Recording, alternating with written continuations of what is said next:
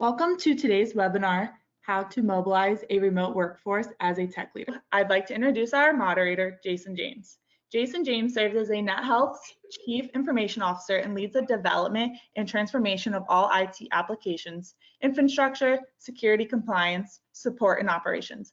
Jason is responsible for the delivery of the NetHealth SaaS platforms, which serves over 5 million patients.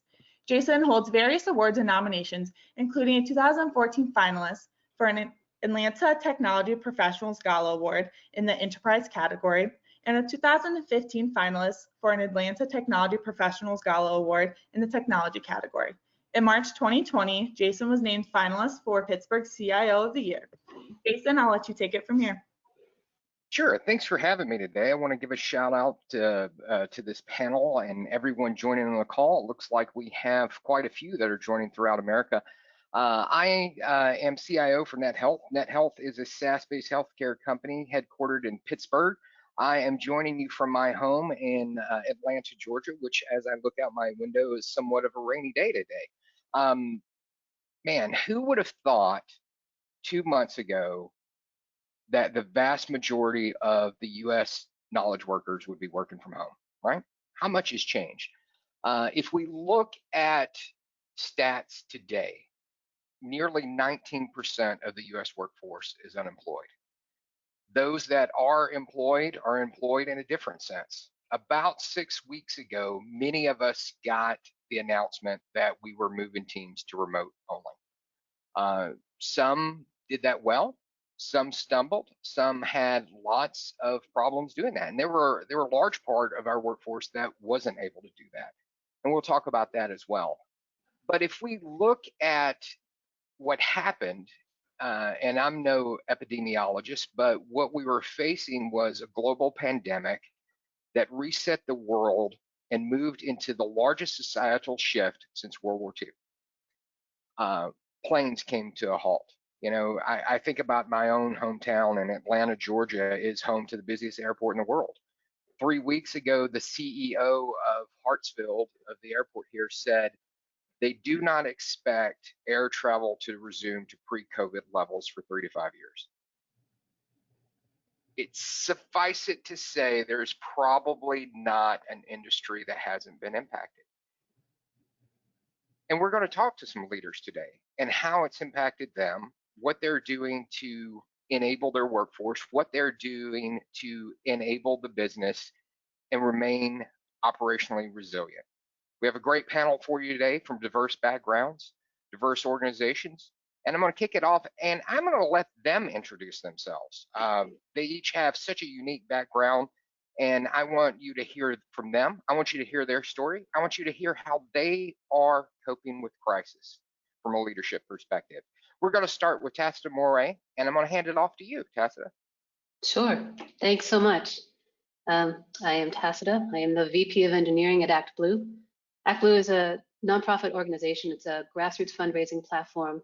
Got thousands of democratic campaigns and progressive organizations and nonprofits that use our fundraising platform every day. And our mission is to help grassroots supporters really make their voices be heard. I've been at ActBlue for about 1.5 years, and I live in support there of the software engineers, the product managers, the product designers, and making sure we're all operating well and that we're operating well with the rest of the organization. Our product and engineering group is around 50 people and growing, and the whole organization is around 180 people and growing. We have headquarters in the Boston area in Somerville, but before COVID, we were about 40% distributed across the country. So we've had a really mixed experience of transitioning to this fully remote moment in time. I'm personally really, I'm super excited about having this conversation right now. I know people are talking about it all over the place, but I don't think we can talk about it enough. The way that this is impacting all of us is so unique and so individualized, and there's no way we can solve all the problems. There's no way we can think through all the things. But one of the things we can really do by having these conversations with each other and being really honest about how tough this moment in time is to look that in the face and say, yeah, this is rough. Like, none of us really has one answer or even many answers. This is just a tough time. I'm in this role because I care about the humans doing this work. And I feel like it's part of my job, my responsibility, to make sure that when people spend the majority of their waking time working, that better not be a painful experience. And right now, it's really hard for any of this to not be kind of painful. So thinking out loud about how we can learn from this, not even just to survive this moment, but also going beyond that and thinking through what muscles can we develop from this about understanding each other and having empathy and carrying that, and that, like, being mindful of that in our day-to-day interactions, so that we come out of this with better capabilities of having a sort of culture of resiliency, a culture of supportive resiliency, and where we actually care about each other on a regular basis. And that's an expectation of you in the workplace. Again, it's just such a wildly unprecedented moment in time, and there's a lot that we got to figure out and be courageous enough to look at and support each other so we can make it through this. Absolutely. Thank you, Tacita. You know, there's not a book on how to do this, right? You know, if you look at the last global pandemic, that was around 1918. Suffice it to say, there are no IT professionals still working. If they do, they're probably on a COBOL project now, but no, just kidding. Nobody's on that. So love your perspectives. Look forward to talking to you more. So Justin McElligott, correct? Great. I've got to use the Italian inflection. I didn't do it, so I'm gonna leave it up to you, sir. Tell us about yourself.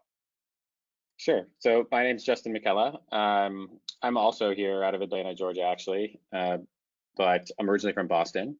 I've spent most of my career, almost the entirety of my career, managing and working with remote teams, whether that was with outsourced teams in other countries like India or South America, or managing teams that were even locally. Whether that's from like a project management level all the way up to like VP of engineer or CTO.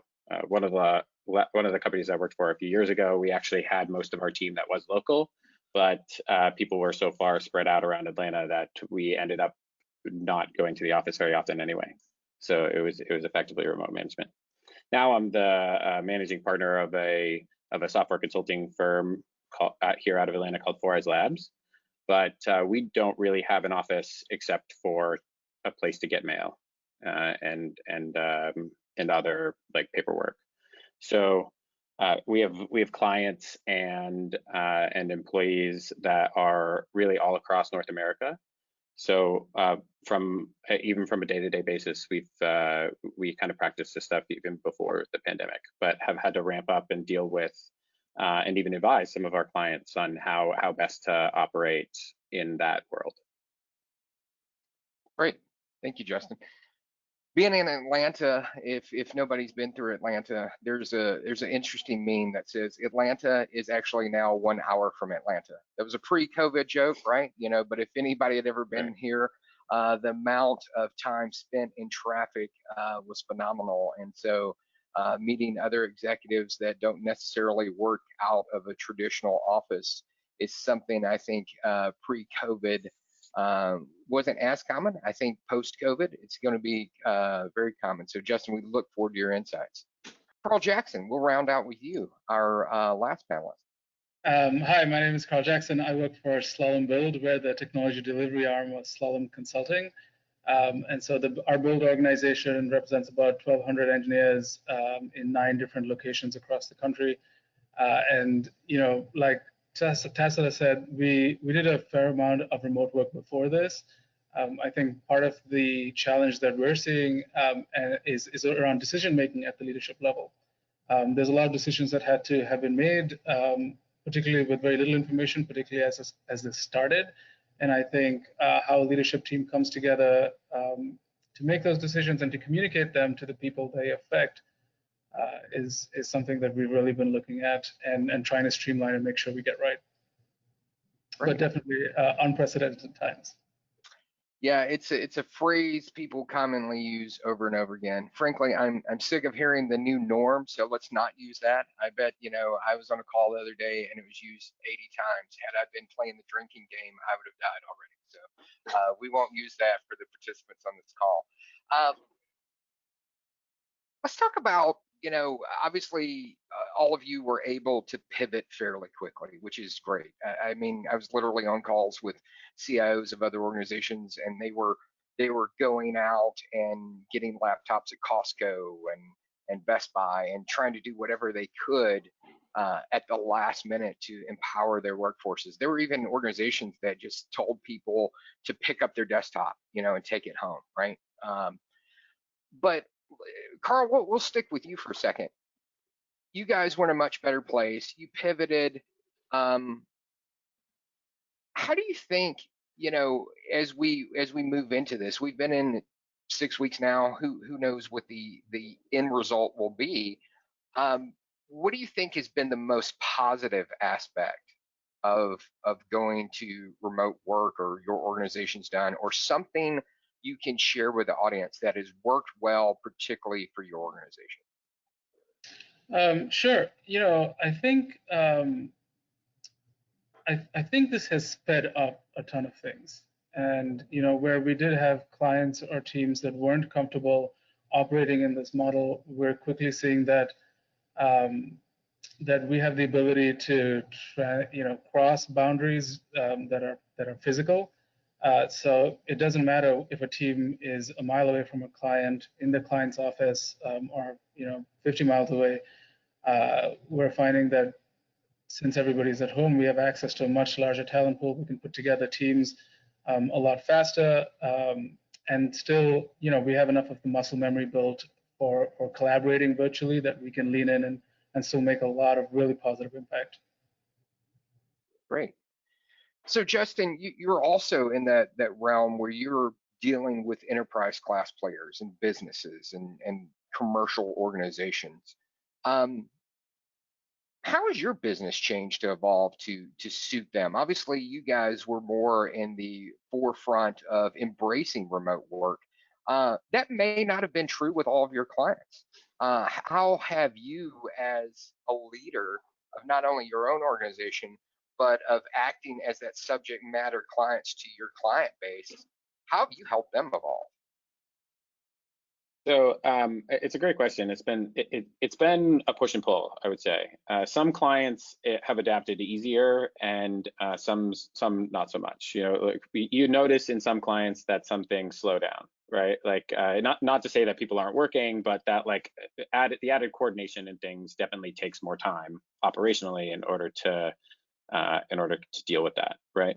So I think that it's really a blend of making sure that you're intentional with the tools that you use and that you can set things up the right way. I think the point that Tacita made earlier about kind of building this muscle memory is really important, and it'll show whether or not it lasts. And there's also clients their business has been affected by this as well, right? So some of our clients have had slowdown in their own revenue, while others have actually had somewhat increases, and you've had to balance that out as you see it. So as best we do, I try to work with the leaders of those teams at our clients they have built certain practices while working with us to make sure, it's not just phone calls, it's whether or not you're using like chat programs like Slack or Teams. And how are you tracking your work when you can't walk over to someone's desk and ask them a question? So building those things with us, I think, helped some of our clients, but it has been over the past 2 months or so an interesting experience to try and make that permeate throughout most of their business. And we've had some successes more than others, but I would say that they're all learning. We're all learning, Justin. So thank you for those insights. Tacita, Justin mentioned some of the tools that we're using, that he and his organization are using to empower not only their workforce, but their clients as well. You're in a much different industry than the rest of us on this call. Much of what it seems like you use depends on grassroots movements, right? And how does that grass change when you can't put your feet on the grass, right? Do you use those tools, and how are those tools being empowered to build basically your mission right now? So a lot of the tools that our team uses are similar tools that you would hear about in Slack, Zoom, Confluence, Jira. Some of the teams are using things like Miro for whiteboarding together to think through ideas. But then there is a concept of you're right, you can't get outside, you can't knock on doors anymore. So how do we support our partners and our end users and guide them on new approaches? And we don't those answers are evolving as we speak, very, very wedding, and everybody's thinking as rapidly as they can about that. I mean, there's this digital space that we're all familiar with, where video is happening, webinars are happening, audio is happening, and we're all looking at the best ways to leverage those tools in new ways, and also keeping mindful of the fact that some of us are getting burnt out with some of that. A lot of people right now are spending all day and with their family time or their work time on Zoom. So Right. how do we stay a part of that? And I don't have the right answer yet, but a lot of people thinking creatively about that right now. Yeah, there's definitely this discussion about Zoom fatigue. And so people talk about the reason it's, you know, we have this fatigue is because we're so focused on paying attention to the video. And if this was a traditional setting and we were in a conference room, my mind might begin to wonder, like, I would wonder, did Tessa paint that painting behind her? You know, it's like, it's a cool painting, you know, what is that dog really thinking, right? You know, things like that. That's what would happen. I would look around Carl's, you know, I'm looking at right now at Carl's basement or room and thinking, is he a Dallas Cowboys fan? You know, it's like the colors are really representing that. And, you know, it's interesting because we're creating an entire future workforce of remote ready workers. My daughter will come in sometimes to meetings, and she's 18 months old, right? And she'll look around and start pointing at the camera. But, you know, I think about my neighbors, and they're sitting in their home trying to homeschool their kids. And you look at their kids and they're on Zoom. And there's millions of kids that instantly move to a remote ready workforce that will change it in the future. So as it changes, you know, we have to wonder, how does a societal shift and change impact hiring, right? What does that mean for leaders? As we grow organizations, we need more talent. Can't all do it ourselves, right? And so how does that change? And so Carl, from a virtual perspective, how, number one, are you hiring? No, I'm not looking. Number two, if you're hiring, how are you doing it right now? Sure. Our hiring velocity is definitely decreased. So we're being prudent about that part of our business. But you know, there are parts of it that we're still hiring effectively. You know, a lot of. We're continuing with our internship program as an example. So we've put almost 50 offers out in the last month, and most of those interviews were at least, you know, if not completely virtual, started in the real world and ended and offered virtually, and we're prepping to run those programs virtually over the summer. And so I think in terms of how we manage a virtual candidate pipeline, we were partially virtual anyway, right? So since we've got 9 locations, it was really common for us to screen people from different locations. One of the things we work really hard at is standardizing the process across different locations, so that if you build a team out of the Slalom Build Chicago office, you can expect very much the same thing out of the Slalom Build Seattle office. And what that took was a lot of collaboration. And so when we leverage people virtually across our build centers, what we're doing is standardizing on the way we approach candidates. I think part of what gets a little harder is, you know, we think a lot about what a cultural fit means in an organization and how we determine cultural fit. And that, I think, has two parts. One, we're leaning really heavily on our referral network. We've got a lot of great people that know a lot of great people that can speak to, you know, the two-way culture fit, that they know how we operate and we know the people that they're bringing in. And on the other side, it is really about strengthening our muscle to have good conversations. Like, we think we've got great culture. We think it's a big part of us. We should be able to have that conversation, even if it's not in person, on video conferences and Zoom. So I think part of it is leaning on strengths that we already have, and part of it is building new muscle memory in this sort of virtual space and how we communicate. Great. So Justin, same question for you. Has COVID-19 impacted your hiring? And if you are onboarding people and hiring, what does that look like for your organization? So I would say that I think that hiring virtually is probably one of the harder things of managing remote workforces. That and culture, which maybe go kind of hand in hand. but we already had a pretty virtual hiring process, and I think that it's very important that you get that process right. Initially meeting with the interviewee and seeing, do we get along with this person, and then some kind of weed out process for us. If we're looking at developers, maybe we give them some kind of virtual test that we can look over and say, hey, let us look through some kind of work product that you create, and does it meet our standards? And then finally, really kind of diving in like a video call, really getting to know them, asking some questions like, how would you problem solve this particular thing, is our particular process.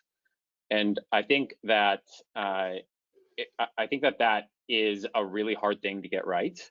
And I think that you have to acknowledge that you're going to make some mistakes along the way without some real advice from someone that's done it before.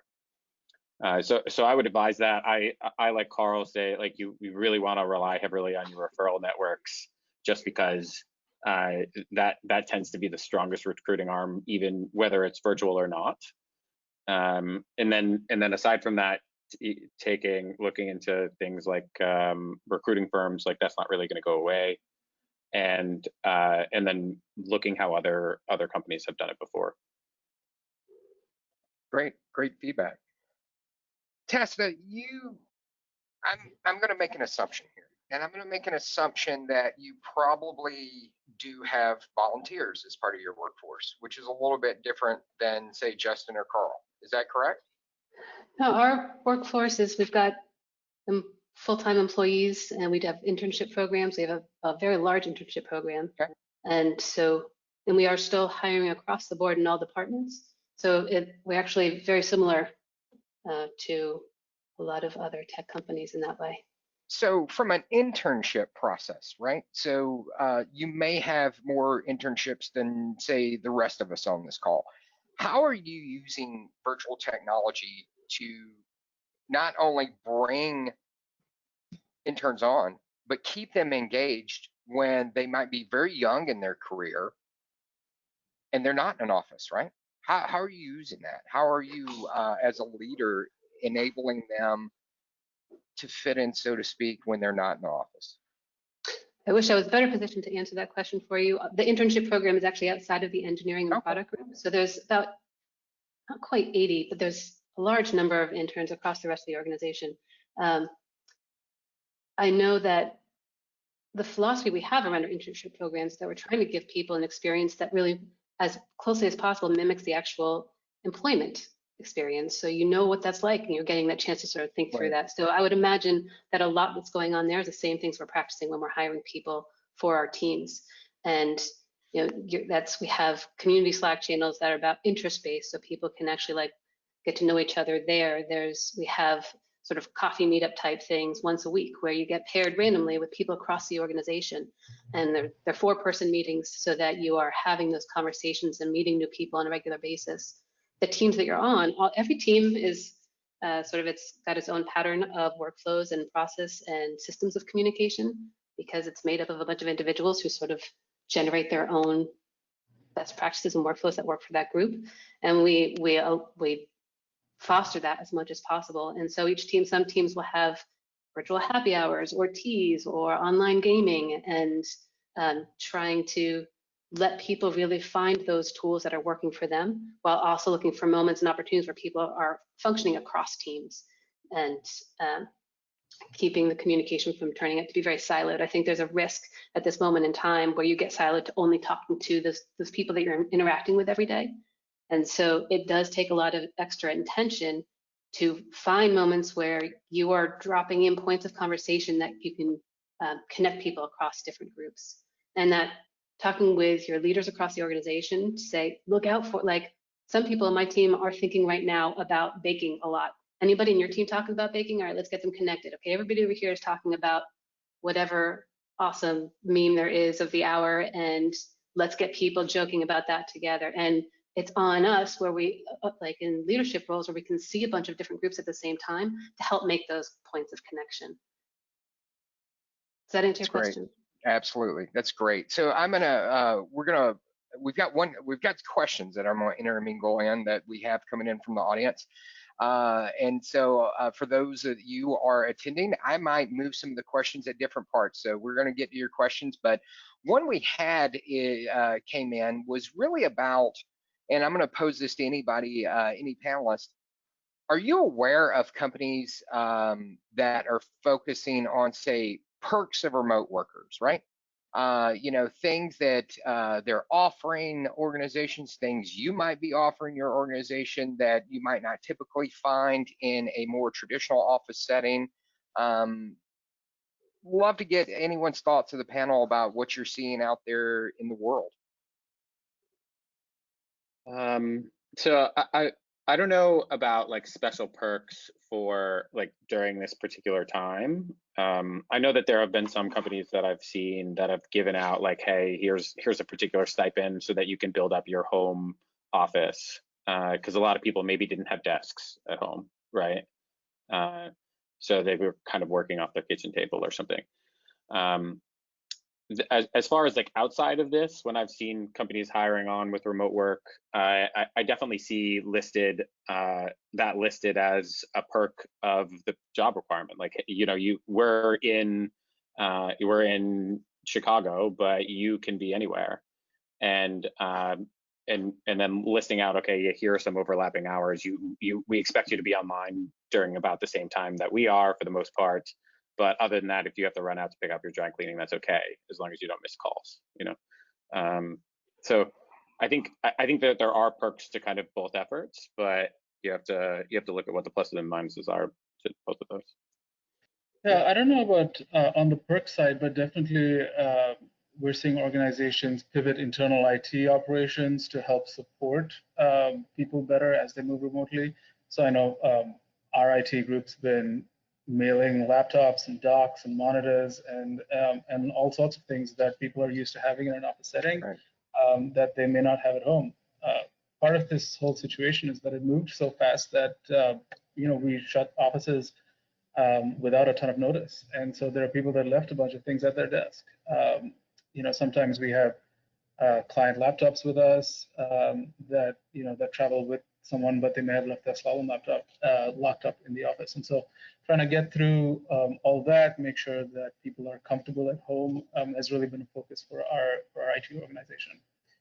In addition to onboarding new people that start, right? You used to sort of sit down, fill out your paperwork, get a laptop, set it up, you know, make sure everything worked all right. Now we're shipping things straight to people's houses when they start. We're doing virtual sessions to, you know, make sure that they're getting all the system access they need, and then rolling right into their projects and doing the same sort of thing with their project ecosystem, right? Make sure they get their GitHub access, environments in the particular cloud services, etc.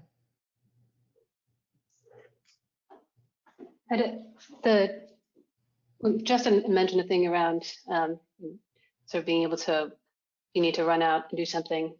You're a grown up, you get to go do that. We trust you're going to come back and get the work done and be part of your team. I think that concept of being able to operate with agency is really important. And that is one that we actually do just put on our job descriptions, because it's really, it's something we care a lot about and do our best to foster.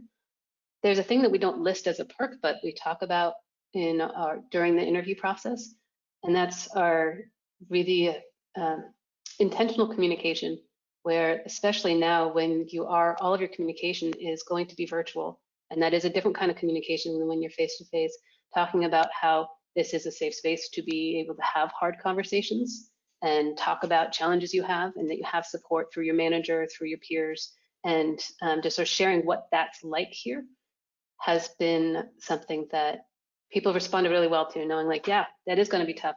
Some folks being remote, even though we had a distributed team before, that was a thing that was kind of unsettling. Okay, am I going to be able to connect with people? How is that going to happen? What if I have a problem? Who do I talk to? How do I exchange feedback? And what's that going to feel like? Those are all uncomfortable things when you're used to doing that face to face. So actually talking about what that's like during the interview process and encouraging people to ask questions as they meet engineers and product managers throughout their time with us can be helpful.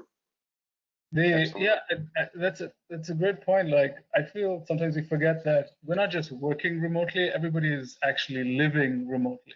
And so we have lots of people that are people that are, by themselves. And, as we get into week 8 or 50, I can't tell time anymore, I think. Right. We're starting to ask a lot more questions about mental health, right? What does it mean for people to be alone for this long?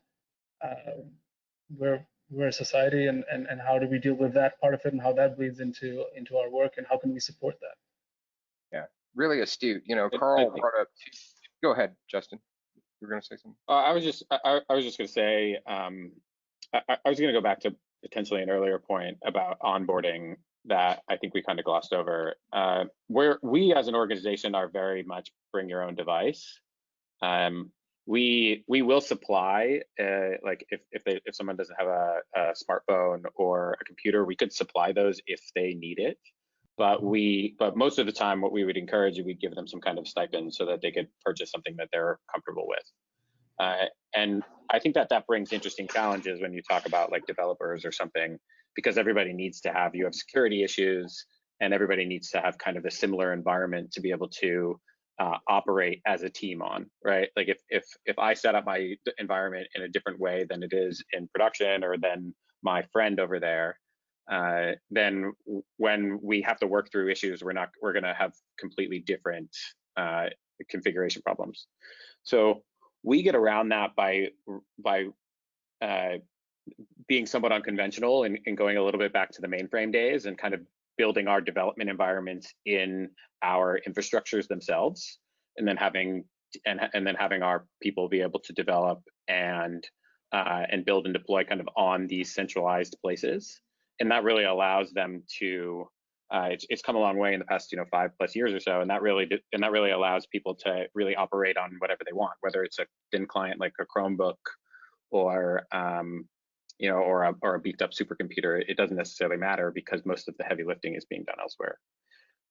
And then there's security benefits, because if something goes wrong, you have to let somebody go. You have all of that access kind of on a centralized spot instead of a computer you have to go find.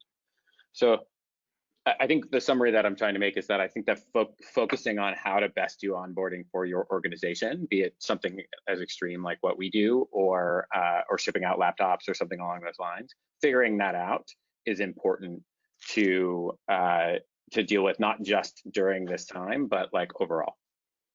Absolutely. There's two things Carl pointed out that I do want to touch base on. One was how quickly all this occurred, right? We had to pivot fairly immediately. People left stuff at offices.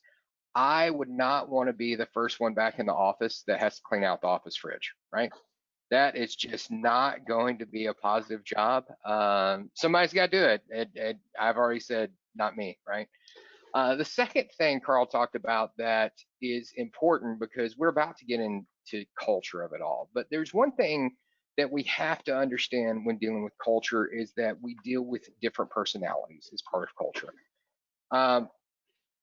There are people having a really hard time dealing with the fact that they're not around people, right? Some of us are okay. I battle an ambivert situation where I'm both extrovert and introvert, and the introvert part of me often says I was a people person, but people ruined that for me, right? And then there's the outgoing part of me that's like, man, I would love to get Korean barbecue and like go hang out with people. And then there's that other part of me that I even think about, the mental health of it all. And we've got a large part of our population that's in nursing homes and assisted living, where 6 or 7 weeks ago they went from no visitors to absolutely not being able to leave their room, right? And I think about my own mother who's in assisted living, and our patients that are assisted living, and to think that I'm still, and most of us are still lucky enough that we can go out in our front yard or patio or backyard and do stuff, but not everybody's doing that. And I want leaders to be very mindful that it's important to reach out to members of not only your team and your community and people and people you interact with, because maybe not everybody is okay with what we're going through. They might be fine physically from an infection, the disease, but having a hard time mentally, and it's something we're going to face. What we're talking about as a whole is really the culture of a remote workforce. So I'm going to ask each of you, now that we're not confined to four walls, how do we build culture, right? You know, for a long time, I've said way before COVID-19, work is no longer a place, but a thing. And that's being tested right now, right?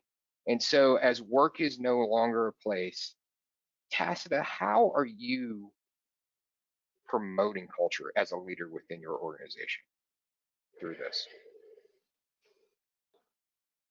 The idea of promoting culture is a very complicated one because we all experience it so differently. So trying to hold on to those things that we have as sort of shared, our shared values, things that we all care about. We care about respect, caring. We talked about communication. Looking out for that, trying to raise that up and make sure we're all remembering to bring those things that we value to work every day into our interactions is helpful. But I think my style is to sort of, I share a lot and people get to see a lot of me and my life, and to bring all the vulnerability that I feel on a daily basis. Like some days my kids are great and other days they're in here trying to break absolutely everything, including my sanity. And letting people see that and bringing that to the table. There are days when like, I'm just going to need a moment and I'm going to actually take an hour here and I will put it in my calendar. It's public facing. I'll announce in our team channel, like, hey, y'all, I feel a migraine coming on and I'm just going to go sit down and stare at a wall for a hot minute here. And showing that that's okay, so that people start to talk with me about it. And then we have communication and we're having connection on real things. It's like, you're going to have to deal with this fact. Like, you were supposed to be in a meeting with me today and I have to let you down on that. Like, I have to go and take care of myself for a minute and I'll be right back. But making sure that showing that that's okay, I think is important right now. And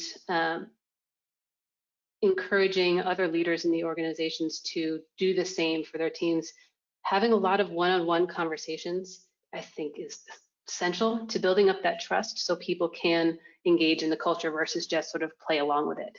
And that means a lot of time and a lot of effort from managers and people in those supporting roles to just take the time to understand that human being and what they're going through, and then help them sort of navigate that, because it's going to change day to day what their needs are. Absolutely. And what Tacita is talking about is really leading from a position of empathy, right?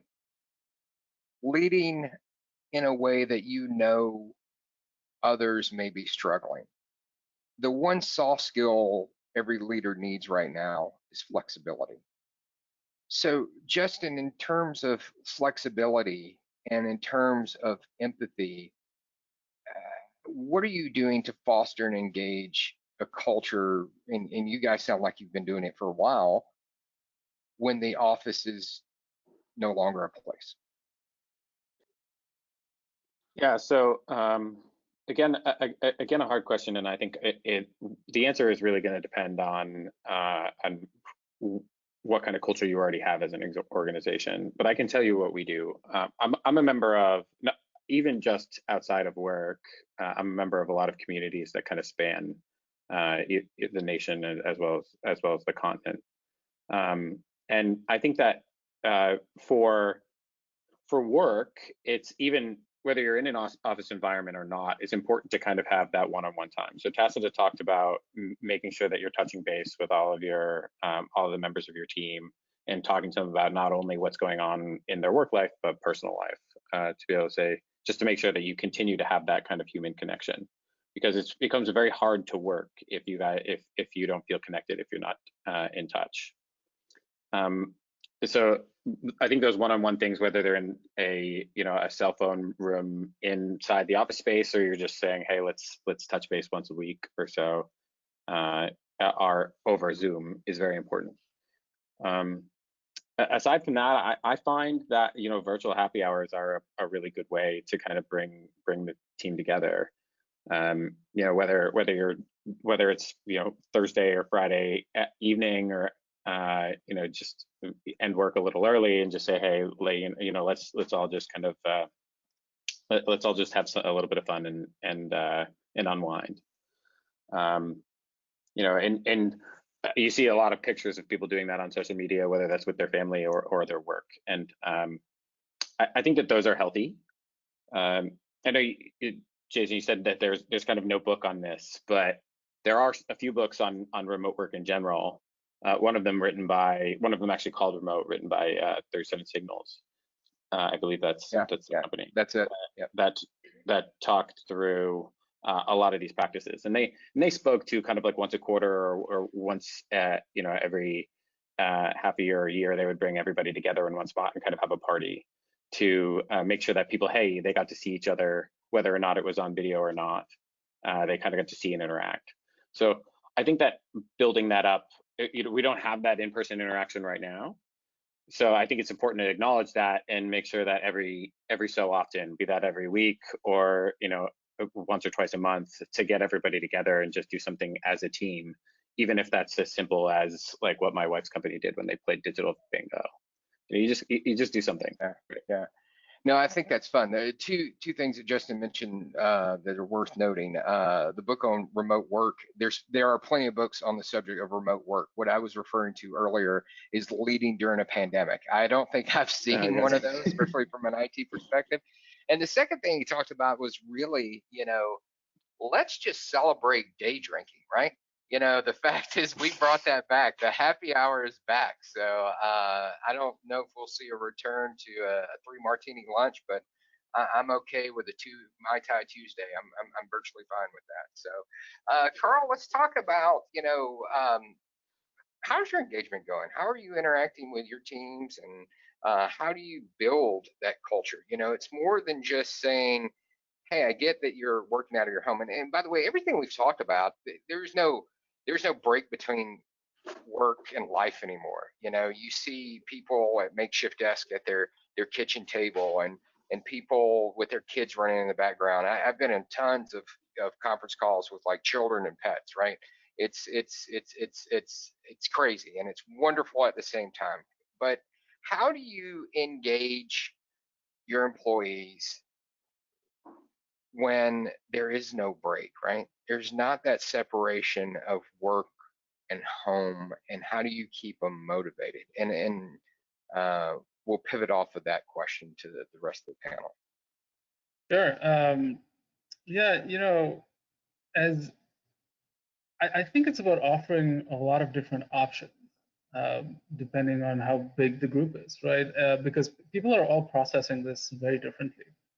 And so I think the foundation of more frequent one-on-ones, expanding your one-on-one circle to larger than was previously, I think is important, and something that's really helped us. A lot of Zoom happy hours for sure, and then trying to get creative about that, right? How do we go from just sort of talking to being a little more interactive? Like how do we break that screen? By doing home scavenger hunts or like virtual charade games, Right. And then I think and then the other small things, right? So one of the things I've tried to get into the habit of is, instead of booking hour-long meetings, is booking 50-minute long meetings.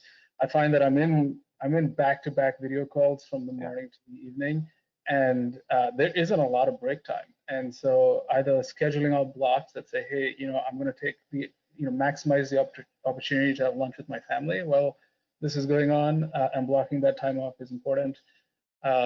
And then just giving 10 minutes between people's meetings. Like, I think I absolutely underestimated how beneficial it was walking from meeting room to meeting room to just sort of clear my mind and and sort of reset what I was thinking about.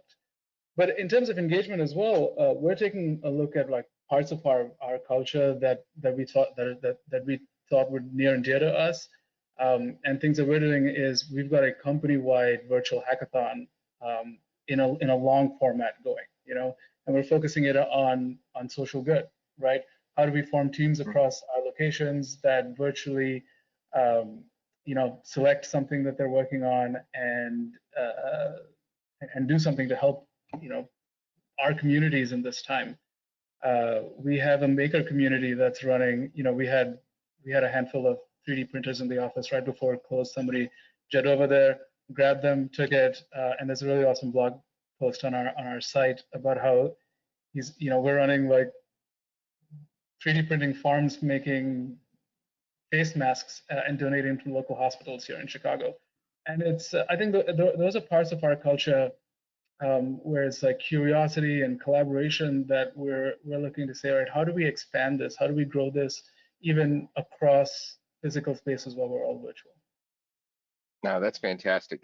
I love how many organizations are stepping up to help the community. I think when we get through this crisis, companies that gave back will be viewed a lot differently than they had been before. I think what people are demanding, they want to see those companies that are doing well being able to give back. And Carl, it's awesome that your company's been able to do that. So as we engage this workforce that is zoomed out, right? They're tired. They have been on call after call. I told somebody the other day, I think it's been 7 weeks since I had a traditional phone call. It's like everybody wants to be on video, and face it, we haven't been able to get haircuts. All of you look wonderful, but I'm one of those people that I need a haircut. I look like the fourth movie where all those kids in Harry Potter just like apparently didn't get an entire haircut that year. I don't know what happened there. I'm starting to look like that. You know, the 1970s Brady look is starting to come back, and I'm not the only one. But as we start to get zoomed out and get really tired by the virtualness of it all, how do you measure productivity, right? That's important, not to make sure that people are staying focused, but to also prevent burnout. So I'm going to throw this out to the panel. Anybody can answer this, but how are you measuring that productivity to know if people are doing their job? Because frankly, there's a bunch of old guards that think, you know, people can't work remote. You know, I heard that said for years. I'm like, what are you talking about? And, you know, there are those who are like, well, if we make everybody remote, they won't be productive. And I'm on the other side of that, where I want to measure productivity so we can determine burnout before it occurs. So throw it out to the panel. How are you guys determining productivity right now in this virtual world? Well, I'll kick it off. I think productivity is working from home with productivity is kind of a double-edged sword, right? I think like if you look at like a city of Atlanta, one of the reasons why, even though some of my companies have been entirely local workforces, that we haven't gone into offices is because productivity can be higher when people aren't spending 2 hours of their day in a car. You know, that's time that you can get back that actually can be used either for some family activity that they were going to do anyway, or added work hours. I think that there's also the mental there's kind of the mental aspect of like, what does a commute like that do for you?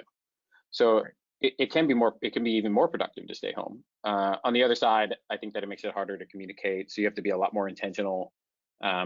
You know, if you are in an office and you have remote workers, you have to remember to set up a dial-in for that particular meeting, so that people can hop on. If you're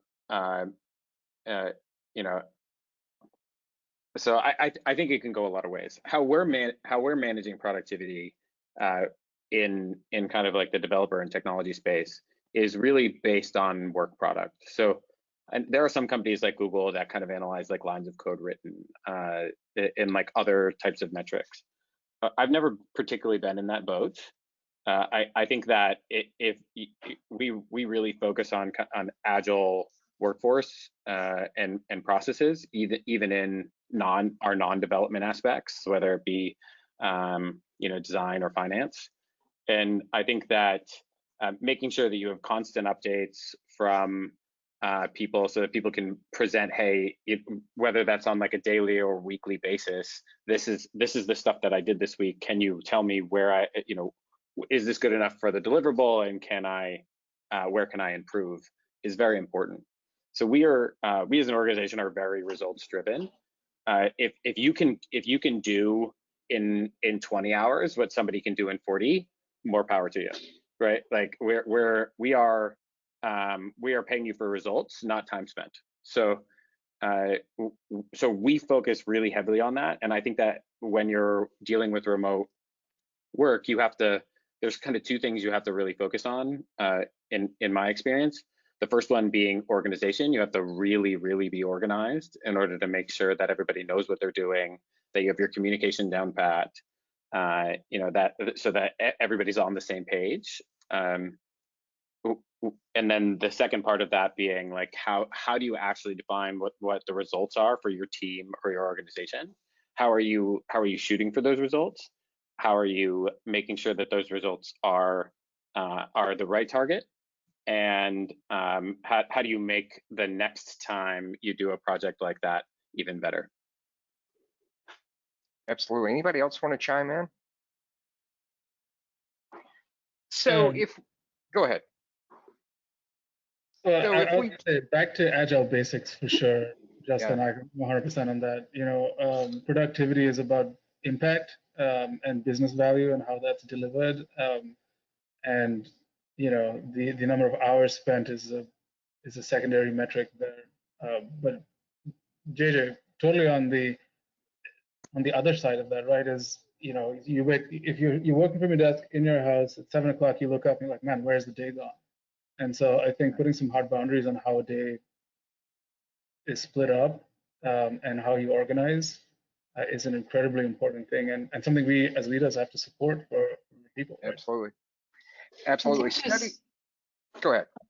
I was going to say, yeah, I think there's something unique to this moment in time where when people are used to a certain level of productivity, they're going to be their own signal right now, because people are going to be like, wow, I just came to a slamming halt and like my confidence is in the pits right now. I see this person, they look totally fine. I'm not totally fine. I'm not moving fast enough. And so people are actually raising their own alarms if you give space for that. So we still follow this traditional thing, Agile, all the things. You got your quarterly planning, you've got your road, but having space for people to actually call out for themselves, like, hey, I'm doing great. This is actually really cool. You want to take those moments to be like, okay, why are you feeling more productive now than you were previously? And for other folks, letting that voice come out, be like, I am not as productive as I have been. Can we work to adjust expectations while I figure out how to run my life from home? So many of you talked about your Agile methodologies. For those unfamiliar with Agile methodologies, maybe there are some, right, that aren't familiar. There's processes that are commonly used like a stand-up, right? A stand-up meeting. How has that changed for you guys, right? In a sense, when people aren't in a room literally standing up as getting updates, right? How does that working now? A lot more people not standing up, Jason, I'll tell you. The Agile Manifesto will be rewritten as part of this. I'm predicting that now. So. It is good that it does seem like a lot of you are using those frameworks. One thing that was said, that Carl said, is leaders, we have to put stops in, right? What do breaks look like? A study I read yesterday said the average US workday has now moved 3 hours to 11 hours, right? We cannot do that long term. The problem with that is eventually people will burn out, and regardless of high unemployment, you're still going to see people drop off. That will just be the nature of it. So it does seem really great that all of you are cognizant of that. We are about 5 minutes to the end of this. We've been talking quite a bit. So let's, one question before we close out. We talked about Zoom. We talked about WebEx. We talked about a lot of tools. What has been that killer tool that has enabled you to lead your remote workforce? And it can just be one word. Just Tacit, I'll start with you.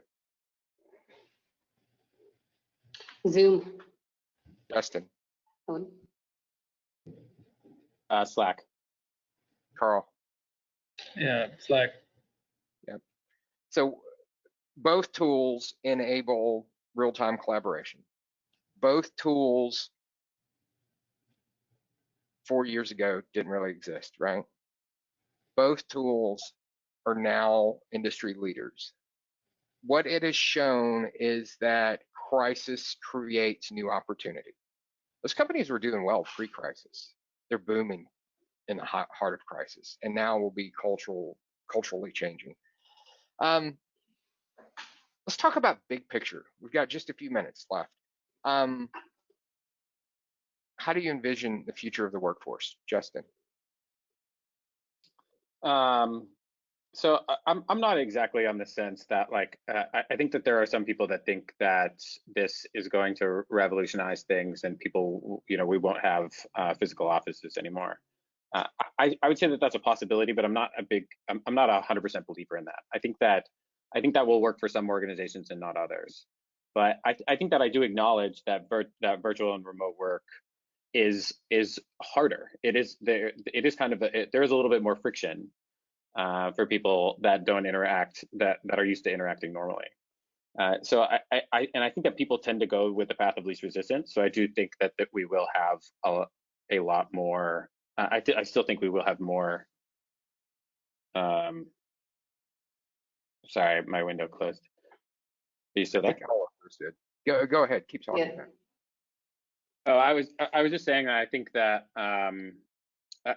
we still will have organizations that kind of operate as normal. But what I think will change is I think that the inherent fear of virtual work may be dampened. So we can see. So maybe you don't have to go into the office every day from 9 to 5, right? Maybe you just come in the morning, do all your meetings, and then go home and do your independent contributor work in the afternoons, where you don't have people bothering you. Or maybe you'll only come in 2 or 3 times a week, and you'll kind of have more heads down days. So I think that the familiarity with this process is going to be important, and I hope that people understand that it's not the end of the world to have people not standing next to you. If you go through the process to hire what you believe to be our good people, then you shouldn't need to babysit them. Bingo.